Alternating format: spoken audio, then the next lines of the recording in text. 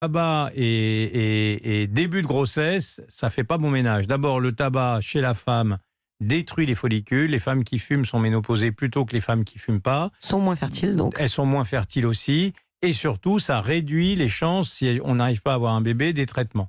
Donc le tabac, c'est l'ennemi, c'est le poison de la fertilité dès qu'on fume plus de 4 cigarettes par jour. On n'attend pas d'être enceinte pour arrêter, il vaut mieux arrêter avant, vraiment. Quoi. Il vaut mieux arrêter avant, d'autant, comme je dis souvent à mes patientes, le jour où vous allez être enceinte, est-ce que vous allez vraiment arrêter du jour au lendemain ? Donc le tabac, franchement, c'est l'ennemi. Chez l'homme, c'est un petit peu moins clair pour le tabac, ça joue, mais... C'est mauvais pour la santé quand même, mais en tout cas pour la fertilité, pas forcément. Sur le sperme, c'est moins démontré, dirons-nous. Mais c'est l'alcool. À contrario, l'alcool, chez la femme, niette quand elle est enceinte, évidemment, être complètement alcoolique quand on veut faire un bébé, ça ne va pas aider. Alors que chez l'homme, une consommation très régulière d'alcool et quotidienne, c'est-à-dire plusieurs verres par jour, peut tout à fait influencer l'état du sperme, comme d'ailleurs le cannabis, s'il est fumé tous les jours. Donc, et le cannabis, oui, c'est pareil, ça a une action sur le sperme directement, c'est ça. Tout à fait. Et donc je disais, pendant la grossesse, vous disiez, avant, il faut se préparer, donc pour voir si on a des maladies, diabète, etc. Il faut consulter. Ouais. Mais je crois qu'il faut aussi faire soigner ses dents avant de tomber enceinte. Alors il y a aussi l'hygiène bucco-dentaire, parce qu'une fois qu'on est enceinte, il y a une fragilisation des gencives et tout, et c'est pas aussi facile de faire des soins dentaires, on saigne plus. Donc il vaut mieux effectivement avoir tout vérifié sur les...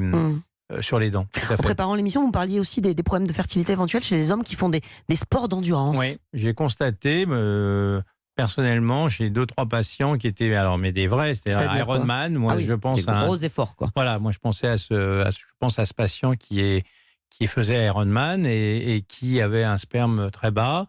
Et quand il a arrêté, ça s'est amélioré. Ou des hommes qui prennent des compléments alimentaires pour se muscler. Ah oui, pour la gonflette. Pour la gonflette, et qui peuvent contenir des hormones qui baissent le niveau du sperme. Ça, vous avez déjà constaté, ces mecs-là, quand ils arrêtent, ils arrivent à faire des bébés. Un videur de boîte de nuit qui était très très musclé et qui prenait des anabolisants.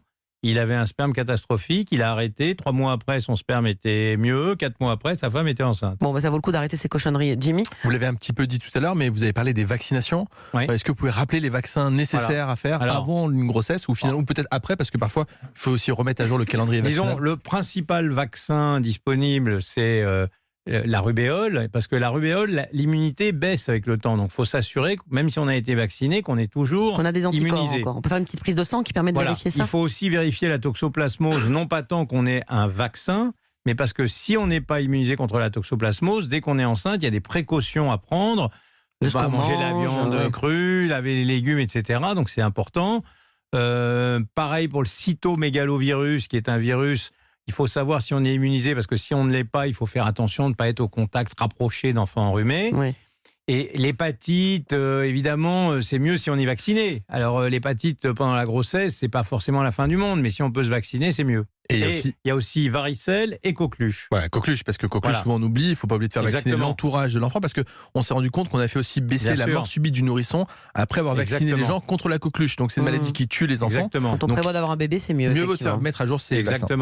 Au bout de combien de temps d'essai bébé, je dirais, on considère qu'on a un problème. Alors si on n'a pas de problème particulier, encore une fois, aujourd'hui, on ne parle pas de procréation médicale assistée, mais dans des couples hétérosexuels qui veulent avoir un bébé, au bout de, 6 mois, 1 an, 2 ans, c'est quand qu'on s'inquiète et qu'on consulte. Donc, si on est un couple avec des rapports réguliers, toujours, c'est important. Tout à l'heure, en dessous de 35 ans, je dirais 1 an, et au-dessus de 37 ans, je dirais 6 mois. Ah oui, et entre les deux, si on est pressé, 6 mois aussi. Entre 6 mois et 1 an pour consulter effectivement quelqu'un pour faire un petit bilan de On disait fertilité. pendant longtemps 2 ans, mais 2 ans c'est beaucoup.